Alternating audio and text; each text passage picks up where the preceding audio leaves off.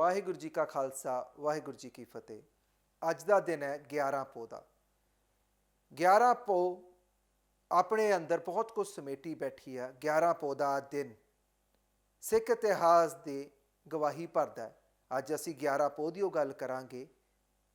10 पो की असी पहला गल की है कि साहबजादे सी जिहड़े ओह माता गुजरी जी दे नाल केवल 7 साल ते 9 साल की उम्र के विच ही वजीरे दे अगे अज पेश होने सी। 11 पो की पहली पेशी सी ते फिर किस तरीके नाल वजीर अगे पेश हुंदे ने, की गल्लां बातां हुंदियां, अज असीं ओह जाणांगे। अज है 25 दसंबर 11 पो। अज दे दिन छोटे साहबजादियां दी पेशी सरहंद दे नवाब वजीर खां अगे होनी सी। सवेर समय सिपाही केवल दोनों छोटे साहबजादियां नूं पेशी होण लई लै गए, जिन्हां नूं माता गुजरी जी ने बड़े फकर दे नाल तोर दिता।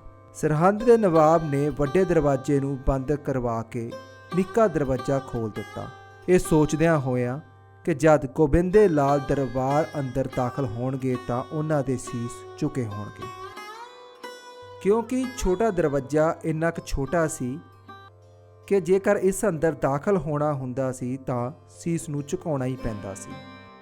सरहंद दे नवाब दीआं उम्मीदां उस वेले टुट गईयां जदों साहबजादे दरबार अंदर दाखल सिर झुका के नहीं सगों सिर उठा के दाखल होए, क्योंकि साहबजादे पहलां ही जान चुके सन। इस करके दोनों साहबजादियां ने सिर दाखल करन दी बजाए पहलां अपना पैर अंदर दाखल कीता ते सब तो पहला जेकर सरहंद दे नवाब नूं दर्शन होए तां उन्हां दी जुत्ती दे। इस नूं देखदियां ही सरहंद दा नवाब अग बबूला हो उठिया। सरहंद दे नवाब वजीर खां ने पहलां दोनों साहबजादियां नूं समझाउणा शुरू कीता ते फिर लालच भी दिते गए ਅਤੇ ਫਿਰ ਉਹਨਾਂ ਨੂੰ ਡਰਾਉਣਾ ਧਮਕਾਉਣਾ ਵੀ ਸ਼ੁਰੂ ਕਰ ਦਿੱਤਾ ਗਿਆ ਤਾਂ ਜੋ ਉਹ ਈਨ ਮੰਨ ਲੈਣ ਤੇ ਇਸਲਾਮ ਧਰਮ ਕਬੂਲ ਕਰ ਲੈਣ, ਕਿਉਂਕਿ ਨਵਾਬ ਸੋਚਦਾ ਸੀ ਕਿ ਛੋਟੇ ਸਾਹਿਬਜ਼ਾਦਿਆਂ ਨੂੰ ਦਬਾ ਕੇ ਉਹਨਾਂ ਨੂੰ ਇਸਲਾਮ ਕਬੂਲ ਕਰਵਾ ਕੇ ਗੁਰੂ ਗੋਬਿੰਦ ਕੋਲੋਂ ਆਪਣਾ ਬਦਲਾ ਲੈ ਲਵੇਗਾ। ਪਰ ਅਜਿਹਾ ਕੁਝ ਵੀ ਨਹੀਂ ਹੋਇਆ।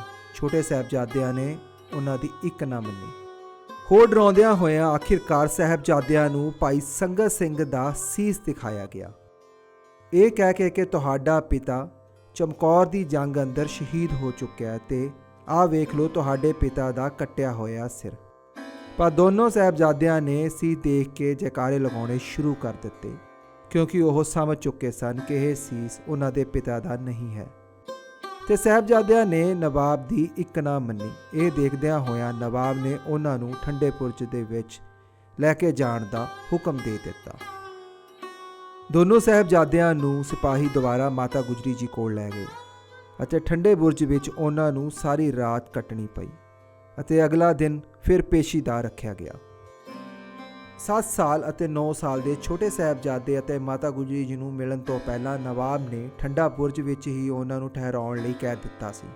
ਠੰਡਾ ਬੁਰਜ ਕਿਲੇ ਦੀ ਉਹ ਥਾਂ ਸੀ ਜੋ ਸਭ ਤੋਂ ਉੱਚੀ ਅਤੇ ਠੰਡੀ ਥਾਂ ਵਿੱਚੋਂ ਇੱਕ ਸੀ, ਜਿੱਥੇ ਨਾਲ ਵਹਿੰਦੀ ਨਦੀ ਦੇ ਕਾਰਨ ਠੰਡੀਆਂ ਹਵਾਵਾਂ ਹੋਰ ਵੀ ਠੰਡੀਆਂ ਹੋ ਕੇ ਵਹਿ ਰਹੀਆਂ ਸਨ ਅਤੇ ਉਸ ਬੁਰਜ ਵਿੱਚ ਕੋਈ ਚਾਰ ਦੀਵਾਰੀ ਵੀ ਨਹੀਂ ਸੀ ਜੋ ਇਹਨਾਂ ਹਵਾਵਾਂ ਨੂੰ ਰੋਕ ਸਕੇ।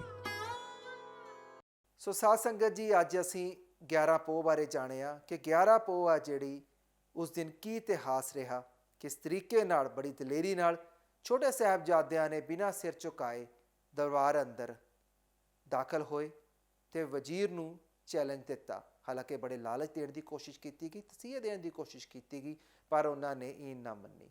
ਆਖਿਰਕਾਰ ਵਜ਼ੀਰ ਨੇ ਤੰਗ ਹੋ ਕੇ ਉਹਨਾਂ ਨੂੰ ਫਿਰ ਠੰਡਾ ਬੁਰਜ ਵੱਲ ਰਵਾਨਾ ਕਰ ਦਿੱਤਾ, ਜਿੱਥੇ ਜਾ ਕੇ ਮਾਤਾ ਗੁਜਰੀ ਜੀ ਨੇ ਉਹਨਾਂ ਨੂੰ ਆਪਣੀ ਹਿੱਕ ਨਾਲ ਲਾਇਆ ਅਤੇ ਫਿਰ ਆਪਣੇ ਪੁਰਖਿਆਂ ਦੀ ਸ਼ਹਾਦਤ ਦੀਆਂ ਗੱਲਾਂ ਉਹਨਾਂ ਨੂੰ ਸੁਣਾਉਣੀਆਂ ਸ਼ੁਰੂ ਕੀਤੀਆਂ। ਉਹਨਾਂ ਦੇ ਦਾਦਾ ਗੁਰੂ ਤੇਗ ਬਹਾਦਰ ਜੀ ਬਾਰੇ ਦੱਸਣਾ ਸ਼ੁਰੂ ਕੀਤਾ, ਉਹਨਾਂ ਪਿਤਾ ਗੁਰੂ ਗੋਬਿੰਦ ਸਿੰਘ ਬਾਰੇ ਦੱਸਣਾ ਸ਼ੁਰੂ ਕੀਤਾ, ਉਹਨਾਂ ਦੇ ਪੜਦਾਦਾ ਸ਼੍ਰੀ ਗੁਰੂ ਹਰਗੋਬਿੰਦ ਸਾਹਿਬ ਬਾਰੇ ਦੱਸਣਾ ਸ਼ੁਰੂ ਕੀਤਾ, ਤਾਂ ਜੋ ਸਾਹਿਬਜ਼ਾਦੇ ਹੋਰ ਵੀ ਜਿਹੜੇ ਮਜ਼ਬੂਤ ਹੋ ਜਾਣ, ਉਹ ਵਜੀਦੇ ਅੱਗੇ ਉਸਦੀ ਨਾ ਮੰਨਣ। ਸੋ ਅਗਲੀ ਪੇਸ਼ੀ 12 ਪੋਹ ਦੀ ਪੇਸ਼ੀ ਸੀ, ਜਿਸ ਦਿਨ ਉਹਨਾਂ ਨੇ ਜਾ ਕੇ ਫਿਰ ਵਜੀਦੇ ਦਾ ਸਾਹਮਣਾ ਕੀਤਾ। ਫਿਲਹਾਲ ਅੱਜ ਅਸੀਂ ਤੁਹਾਨੂੰ 11 ਪੋਹ ਬਾਰੇ ਦੱਸਿਆ, 11 ਪੋਹ ਦੀ ਪੇਸ਼ੀ ਬਾਰੇ ਦੱਸਿਆ। ਸੋ ਹੁਣ ਮੈਨੂੰ ਦਿਓ ਇਜਾਜ਼ਤ। ਵਾਹਿਗੁਰੂ ਜੀ ਕਾ ਖਾਲਸਾ, ਵਾਹਿਗੁਰੂ ਜੀ ਕੀ ਫਤਿਹ।